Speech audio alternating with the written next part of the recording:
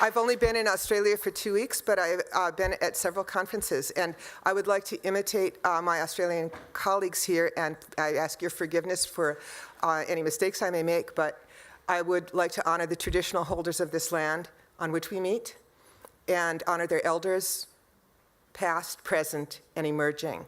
I'm sorry that I don't know the names of the traditional holders of this land in Canberra. Does anybody want to give me that? Thank you so much. And thank you so much for inviting me here. It's just really thrilling. I want to talk today not about what you should do, because I have no idea what you should do. That's your business. But I would like to talk about the kind of research conclusions that we've discovered in one of the questions we've asked in working with creative communities. And it is about what doesn't happen when they feel so constrained by copyright law that they don't use exceptions, either ones they have or ones they wish they had. So, this is not working. Okay. You of course, are in the middle of a major food fight about this, and the major frameworking that many people are using about it is this is pitting technology against creators. And you've heard from others about how unhelpful that is. But just to remind you what the caricature of this argument is, either Google shows us why we need more flexible copyright, or it just wants to give our stuff away, and all those woolly-headed academics agree. So this is directly counter to the US experience, and in which any creator is both a creator of copyrighted material that they want the monopoly of, and ends up valuing as well their right of fair use, our largest exception. As you know, everybody here knows what fair use is, we'll skip that. One of the things that's important to realize about the United States is how ubiquitous, as Bill Patry has made clear, how ubiquitous fair use is every single day, millions of times a day. People are employing fair use. These are just some of the ways in which individual creators are doing so. If they don't know, if they're moving outside of those common uses that are so common that nobody even knows they're using fair use. They're just like, that's what we do. It's normal. If they move outside that realm, then they get puzzled. They look like that. When they look like that, they end up doing this. They don't do stuff. Now, we actually have a big flexible exception, but a lot of people don't have in their professional communities the customs of employing it in the way that they could. And that's why my colleague Peter Yassi and I, and in collaboration with Sean Meredith and other people from our school, and working with creator communities across the country, have created codes of best practices in how to employ fair use in the specific situations of their own community of practice. Ellen Broad has been kind enough to agree to hand out a postcard to anybody who feels like they want a hard copy reminder of how to go to our website. But one central repository for all of these is our website, cmsimpact.org. So the work that we have done with creator communities in order to affirm and make clear how to use this flexible right in their community involves doing research on what they actually do, identifying where their problems are. We do this with surveys, we do this with hundreds of interviews, and then working with representative members of creator associations and convening them in small groups to discuss what they think is something they should be allowed to do, what they think is the limit of that, and where they would be upset if somebody did this to their work. So what we have here is evidence-based action. Probably the best known, longest existing work that we have done is with documentary filmmakers. My colleague Peter Yassi has already described this. This is probably our most accessed best practice code, and it has created fundamental shifts in industry practice. When we began working with filmmakers in 2005, insurers were not insuring against fair use. Insurance, errors and omissions insurance, is required to get any distribution for a documentary. Because they couldn't be confident that all licenses were cleared, broadcasters would not touch any work that had any fair use in it. And of course, lawyers told you, don't do that because you won't get your work distributed. And probably most importantly, creators themselves had so internalized this that they took a lot of stuff off the table. For instance, this kind of stuff. Oh, something that would involve mentioning a popular movie, something that would involve popular film, something that would involve an archival montage telling people what happened, political, public affairs documentary that would involve getting clips from television and those anchor celebrity rights. Oh my God, no. And don't be funny, because they might not really think it was satire or parody, and then you'd be in trouble. So we told them that they didn't need to be that constrained if they didn't want to, and that's why they asked us to work with their 5 associations to create that. So what's gone on in the 10 years since that happened? What's happened is indicative from the firm of one of the leading law firms that does clearances for films that go to Sundance, our largest market for documentary films. In 2005, before this document came out, no films they worked with had any fair use. By 2010, 5 of the films they worked with had fair use, and there were significant numbers of uses. They were mostly in film clips.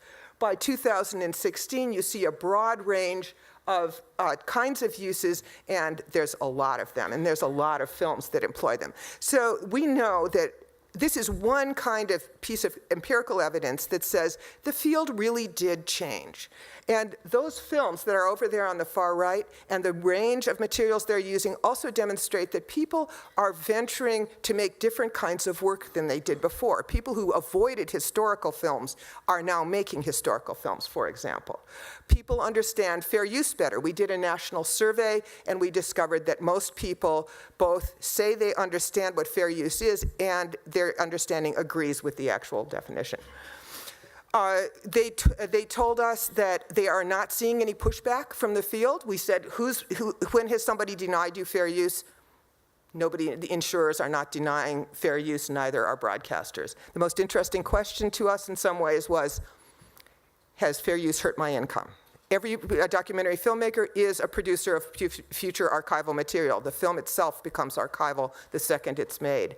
We got nobody. The reason there's an asterisk there is because 13 people out of 500 said, yes, that's true. And when we asked them to explain what had happened, we looked at all the explanations. There were no explanations that included anything that could be called fair use. In one case, the intern stole the hard drive. So new kinds of films have been made, films that incorporate a vast amount of popular film, popular music, archival material, and it has become uncontroversial to do that. And at the same time, people are not saying that they lost money, because the kind of clearances that are, the kinds of uses that are fair are so limited. The same thing has happened to some degree with our fair use code with scholars. This has been actually less successful because the code has been less well promoted by its own associations. If you've ever been in an academic association, you'll be amazed that they can even tie their shoes. But it's, they're not well staffed. And we did find, however, when we did, again, we had a before and after survey.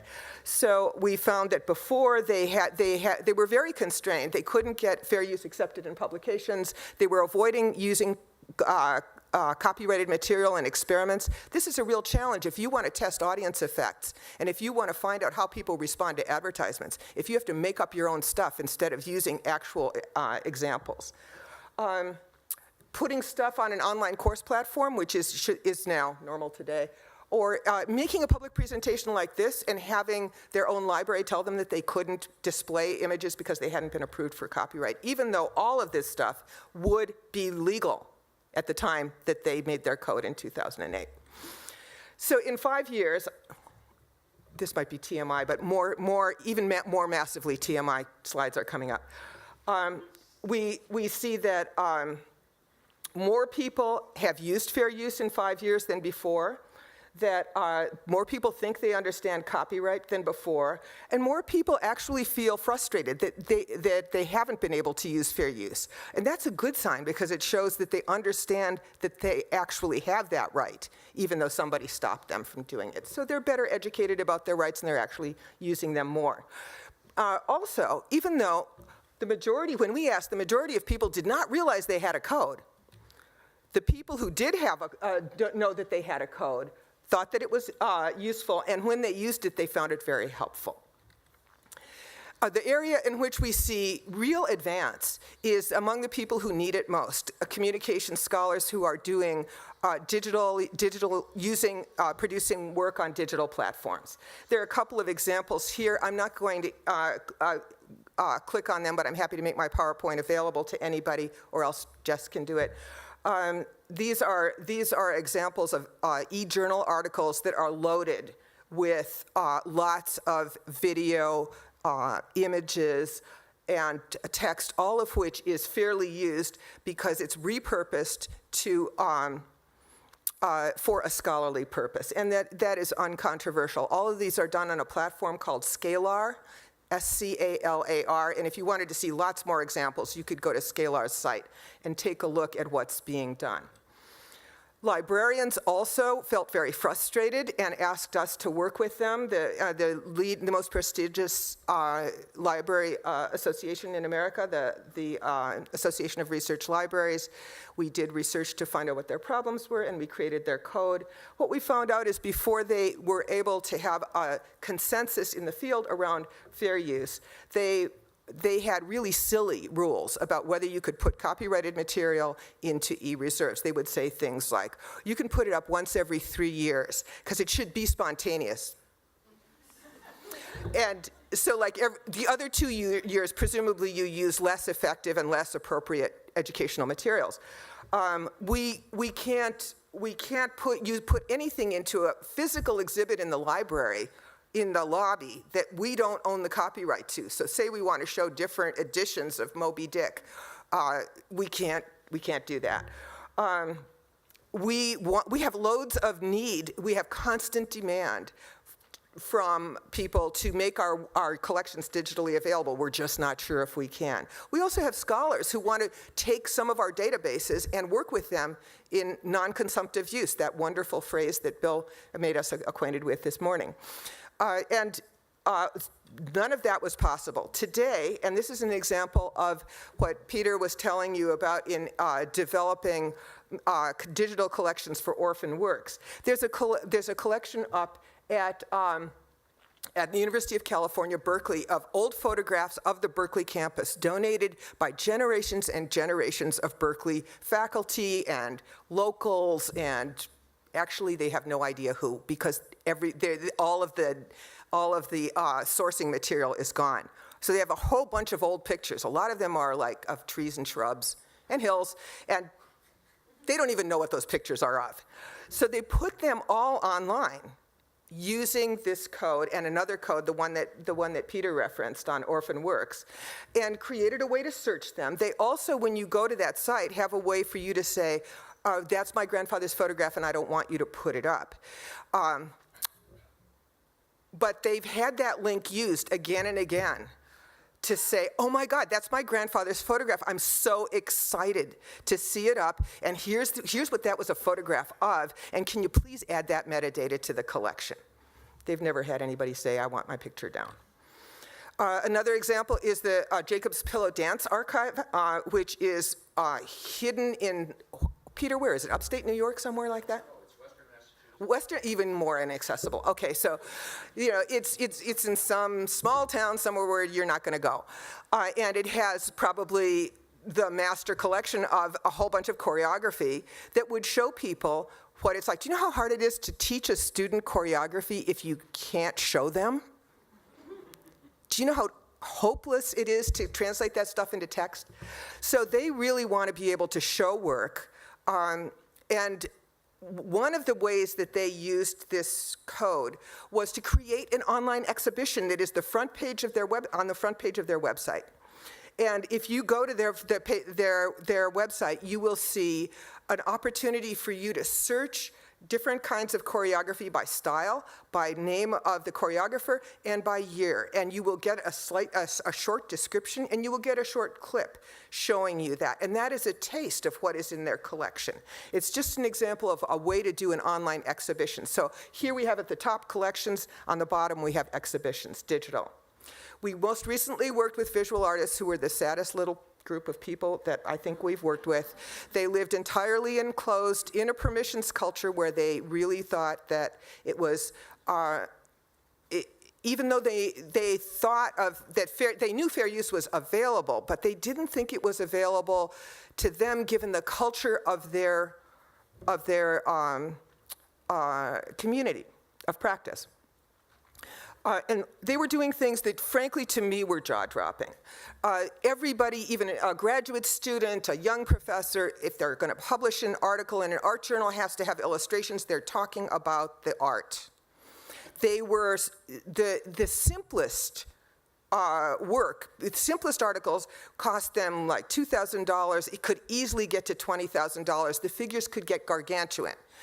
This is money that a graduate student or a young professor has to raise themselves to be able to publish, to be able to get a job.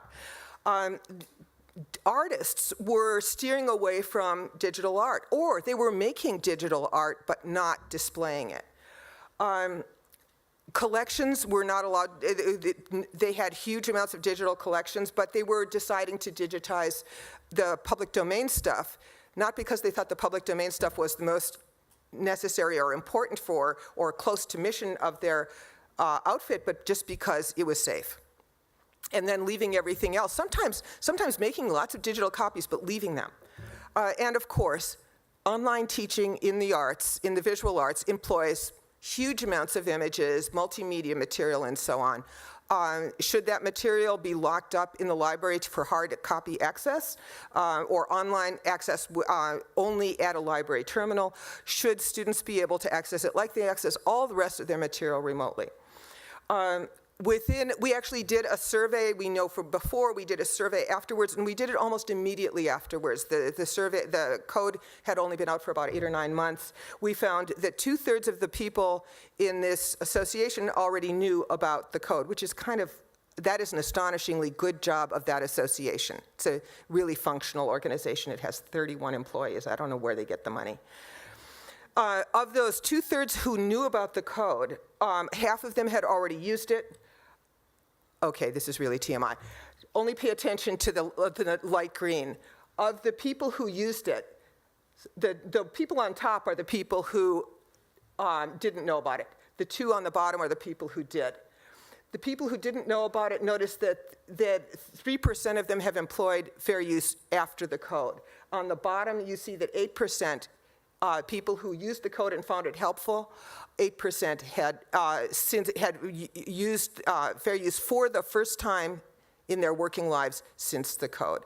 So that difference between the 3% and the 8% is a significant, I'm not going to say the word significant ever again, it's too confusing statistically. It's a meaningful, because I'm not going to give you a chi-square on that, you will die. Okay, so it's a meaningful number. So probably more important to the community, within those few months after the creation of the code, we saw a fundamental change in institutional practice. The College Art Association, which created the code, also has the most influential journal. It changed its policy for all of its publications for the writer to default to fair use. And moreover, they accepted liability for any decisions themselves and did not make the writer liable. The Yale University Press convened a Yale University-wide working group on how to employ fair use in all of their areas, in the libraries, in the museums, and so on. And the press wrote a guide to how to employ fair use in its art history line that was probably narrow. It was definitely narrower than what the code creates, but it's a terrific step away from permissions only. Major universities, museums have also changed practice. So in 10 years of increasing access to fair use, here's what we've seen. It has not been uncertain. What we've described with communities of practice is not is not what fair use is in its entirety. It's just the easiest, most obvious employment of fair use in the most common areas. So it's really the comfort zone of fair use for these people. We have received, we have no lawsuits going on. There were 2 cases that were resolved before continuing in which codes were mentioned positively. We have never had complaints from large rights holders. We had 1 blog post in 10 years written by the guy from Copyright Clearance Council, and Bill Patry chewed that man into very small pieces. He wrote a response blog post that demonstrated how ill-informed this gentleman was in very precise language. And it was extremely helpful to have outsiders come in and make that kind of an intervention because, and the CCC is not a large rights holder. It helps you get clearance often for stuff you don't need to get clearance for. And then also, here's a nice thing. Some of my friends who are, my community is documentary filmmakers, there were some documentary filmmakers who were able to challenge a very common practice of large broadcasters to take chunks of their work, often in a central argument, and put a host at the beginning and a host at the end, and then say, this is our news story. And then when the documentary filmmaker goes, what? They go, oh, didn't you know that's fair use? That's the law. And other examples, we've had filmmakers be able to go back now, armed with their knowledge of fair use and their own best practices code, to say, you know, I actually know the law too, and that's not fair use. And guess what? They pay. They pay really nice money because they know the law. So here's some takeaways that we found in the US. Fair use is good for creators if they know how to employ it. And often in the new digital environment, they're unsure because custom hasn't been established there the way it has in, say, traditional text journalism. When they understand that this is something that helps them, does not get them in trouble in normal usage, and doesn't hurt their bottom line, they become real supporters and educators of their own peers. This has, in the areas where people have most adopted it, it is uncontroversial. Again, because they find it to lower their friction in the marketplace, improve their time to delivery, and doesn't have costs. The documentary filmmakers were probably most worried not about themselves, but about their archives, their commercial archives houses and footage houses. They were afraid those people would get hurt. And in fact, they have not been, even though fair use is vastly expanded in the documentary film community, partly because every time somebody employs fair use in a film, almost inevitably they also end up clearing a bunch of stuff as well. And more films are being made that employ both. There is a loss of control in some ways that can make people nervous, but by and large, in the different creator communities we've worked with, people see it as a kind of a trade-off. One of the things that also made people in some institutional communities, particularly libraries and museums, more comfortable is realizing that they could make material available under fair use and would not be responsible for somebody misusing material that they had made available, because that person would be carrying the responsibility themselves for their choices. So I wanted to tell you a little bit about an Australian survey. We are issuing, I'm working with Kylie Papalardo and Nick Suzur and Stuart Cunningham at QUT on this. And we are going to make a little pitch to you to please take that survey. And Ellen Broad has a card with the survey link for anybody who would volunteer to either take it or give it to a friend or put it on their Facebook page or tell somebody. So if you want to raise your hand at any point between now and the end of the talk, you could do that. Oh, look at some nice people already. Thank you. Okay, so here's what we've learned by looking at only 200 responses. So I'm not going to tell you any numbers from those responses because there's just not enough of them. But I'll tell you what we've already seen.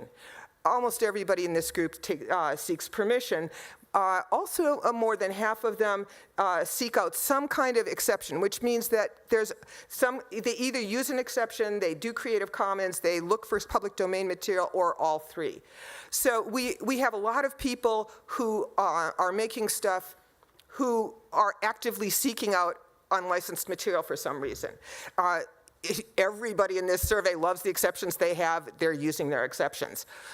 They want to be able to have exceptions. There are real costs that we've already been able to see. Now, these are largely on individual examples, so I don't want to say that this is, at this point, really more than anecdote. We've had people say, I could only get licenses for limited terms, and therefore my work is out of print or does no longer circulate. I had to change my work and to design it around material I could license. This project was too expensive. I had to avoid or abandon work. The numbers are sizable on that. And I had to change work. And I'm just going to give you some general ideas of what today are ballpark quantities. And don't hold me to this because I don't know what it's going to look like when we get more numbers. But to date, more than half of the people who have responded have abandoned or avoided projects. 2/3 of them have changed a project because of copyright issues, and half of them say specifically they do have some work that they would like to do if they could. One way you can say, is this other people giving you problems, or have you internalized this, is to ask people a question. Has anybody ever raised an issue about copyright in your projects? And if so, who was that? The most common answer to that is myself. I raised the questions. I'm nervous about doing something. So we had people respond with sadness about what they aren't able to do. Less about specific projects and more that I'll think of something then decide it isn't worth it. Or many projects start as ideas, can't be financed or fulfilled if access material isn't viable or possible. A lot of this is about historical material. And then some people are really proud that they have locked out a lot of possibility. Got that? Okay. How about this? That person is really committed to his or her own originality. Or this. Now I just don't do it. So what kinds of things are they avoiding so far? We've heard a lot about historical context. We've heard a lot about having to alter reality because you can't get copyright clearance for the material that did show up, say in your documentary. We've had examples of the richness of current culture not being able to be referenced, for instance, not being able to put in lyrics in the text of a novel, or sometimes in research. Research publication, and also circulation, making sure that work stays around. Here are some of the things people say they would do if they could have more relaxed copyright exceptions than they have now. They would do more historical work. Artists would do collage. They would be able to include material that captures material incidentally, and sometimes they say, I don't know, but I think I'd be much more creative. So these are some of the comments that we've gotten so far. I'll just let you read them.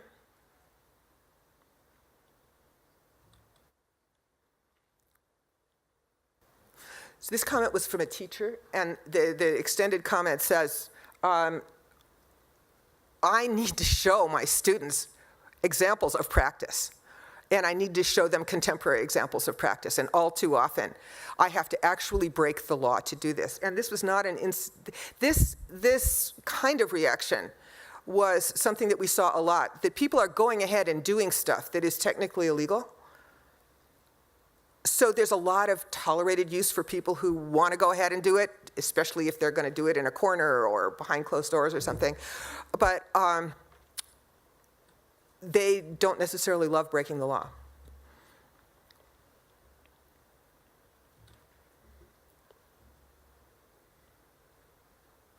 I thought this was sad. I'd like to use whatever material I wish to make a collage. That seems so reasonable.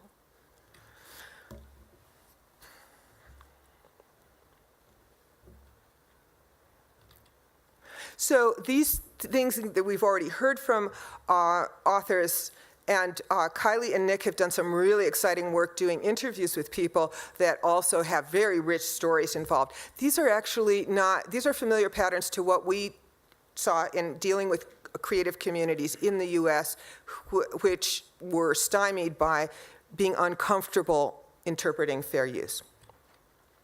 So here's what I think are the implications of what we've learned in the United States and seen already in the very first toe-tipping of the research that we've done with Australian creators.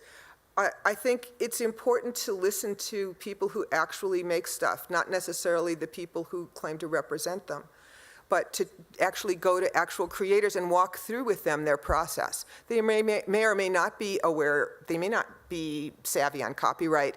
They may either be violating copyright or staying way further in it than they need to do. But the stories that they tell about what they actually do are actually really important, because you don't really know where the law works and where it doesn't until you can actually find out about that space of cultural production that's between the questions that are being asked right now, which is kind of the beginning and the end of the process. In between, people are making choices that either say go ahead or don't do it.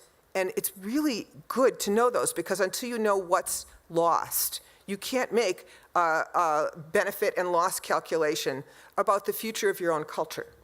It's really important that these stories and these experiences be documented, and it's one of the things that's worked really well for us in the US to have independent academic research be done rather than research by vested stakeholder interests, so that you can basically be confident that this is research conducted under IRB protocols with the goal of actually finding out what's going on, rather than that example of the PwC report that Karen Chester gave you this morning. So engaging and educating creators directly about what is really at stake, once you know that, I think is really important. It was really important for us to talk to creators about what the law actually permits in the US and what the implications of it would be, and to hear from them what their anxieties were in order to make the law useful to them. And I think resisting polarization and the kind of food fight dynamics, I think actual evidence-based research and evidence-based action can help you do that. And I think it also becomes a political tool to have that, because people become invested in being the best creators they can be. So that is, if you didn't get a card, or you're not sure if you want it, or you're not sure you even want to raise your hand because you might have to take it, this is the URL. You could just write it down. Okay, I don't know if anybody has any comments, or if I even have time. I don't have time. Definitely have time. Okay. So you have another 15 minutes. Oh my God. Okay. Well, we might not need that. It looks like I have silenced everyone. Okay, there we go.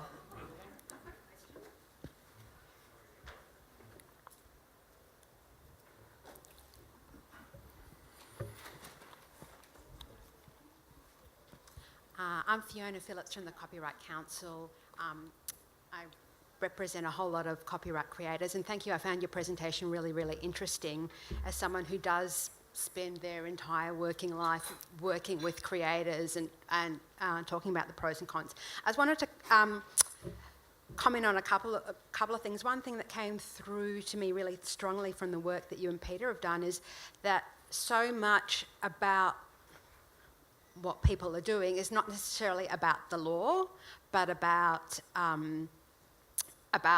attitudes and cultural norms, and equipping people to use the tools that they already have. And I think that you joined us in a conversation that Margaret Warren and I were having earlier, when I was so impressed when she in the session before afternoon tea spoke about equipping librarians to use 200 AB more forcefully or more robustly. So I thought that came through very strongly in your presentation. I didn't know whether you wanted to respond. Can I just say, I really, I think that one question that really has not been asked is how are people using exceptions like 200 AB, a really important exception that by and large does not seem to be used. We just don't know enough about what people, and where exceptions really work for people. I talked to an author this morning who had a very successful experience in forcing a publisher to accept work where she had to quote from her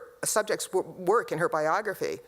Yeah. And her subject had prohibited her from doing that. And she had a right to her Australian exception, and it worked. She got that book published. So, totally. I don't cavil with that at all. I wanted to maybe talk about the evidence base and that issue of control and saying, well, that in your experience working with US creators, they accept that ceding an element of control is the trade-off.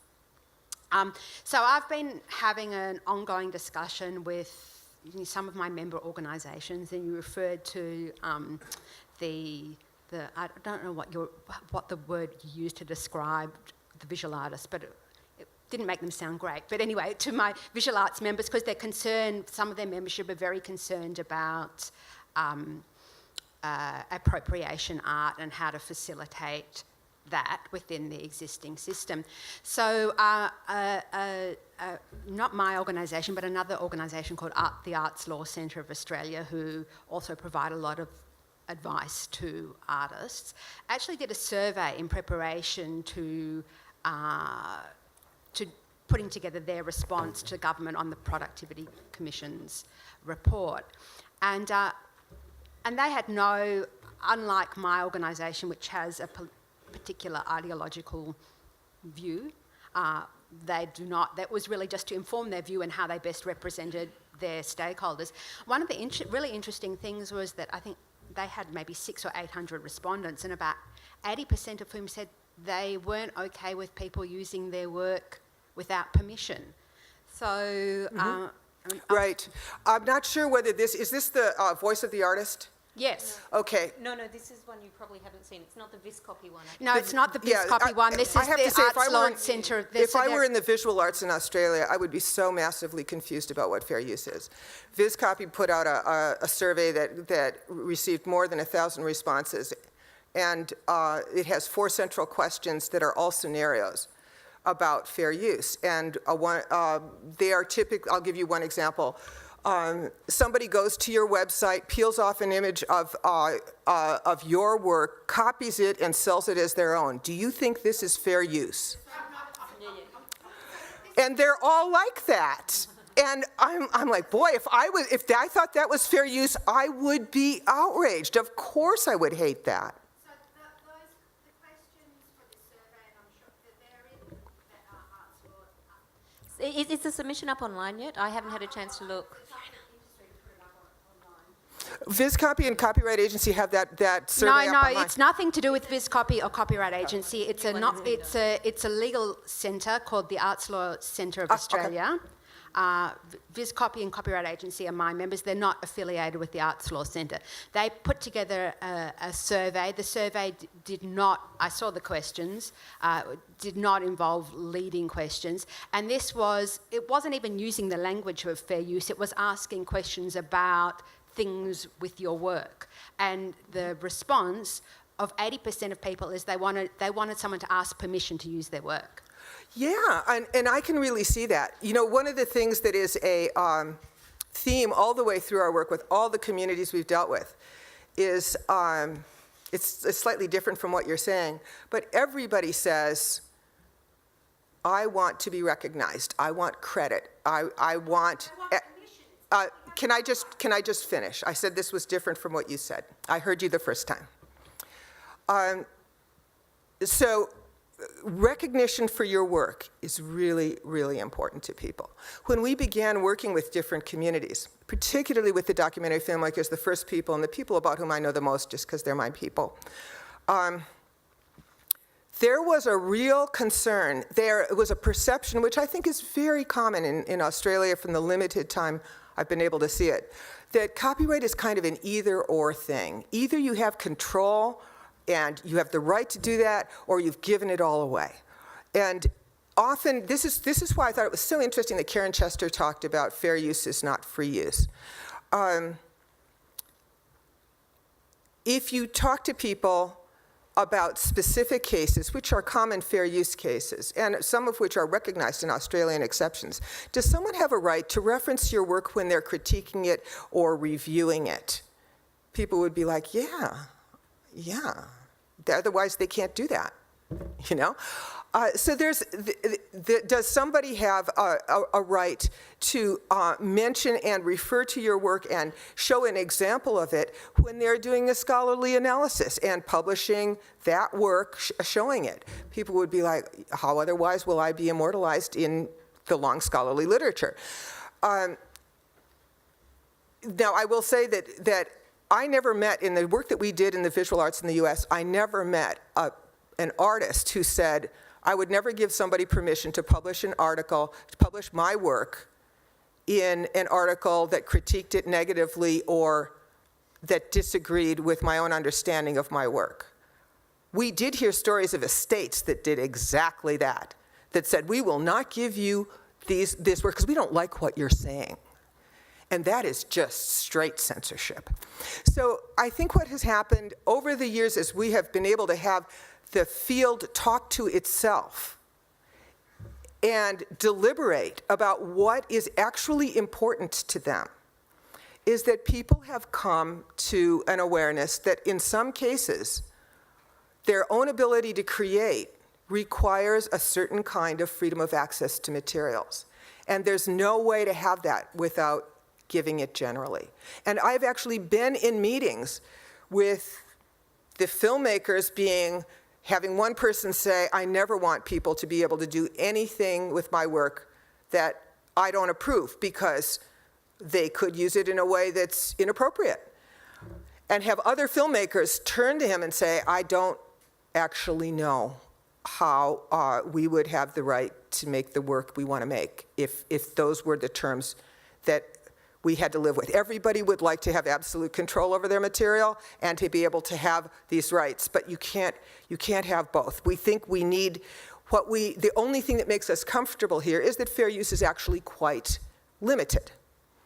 And the thing we most fear is people taking our work, representing it as their own, or not giving us credit. And none of those things, if you did that, it certainly wouldn't be fair use, it would be infringement. We don't have moral rights, so they're not required by fair use to give credit, but they are really required by the customs of their community to do so. There isn't a single community that hasn't made that a kind of a linchpin of their best practices. So it's definitely, and when I hear the artists saying, I don't want people to use my work without permission, I don't know whether that's because they have a binary view of what copyright could be. I don't know if it's because your artists are more hoarding in their approach than ours are. When we did all of our survey work and interviews, showed that artists were the least interested in controlling their material of all of the groups, and the least interested in people getting permission from them. Not that they weren't interested, they were just the least interested. But the reason I don't know that is the same reason you don't know that, because the field hasn't talked to itself, because creators haven't talked to each other about what they actually want to do, how copyright matches mission. And if you give people the choice between people can use my stuff any way they want to and I'll never get paid, and I will have absolute control, why, I think a sensible person would pick I will have absolute control. But actually the world isn't like that.